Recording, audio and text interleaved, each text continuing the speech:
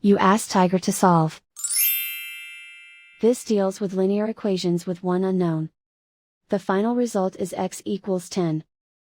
Let's solve it step by step. Swap sides. Isolate the x. Multiply both sides by inverse fraction 12/1.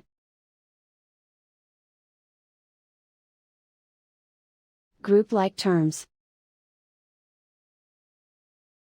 Multiply the coefficients. Simplify the fraction.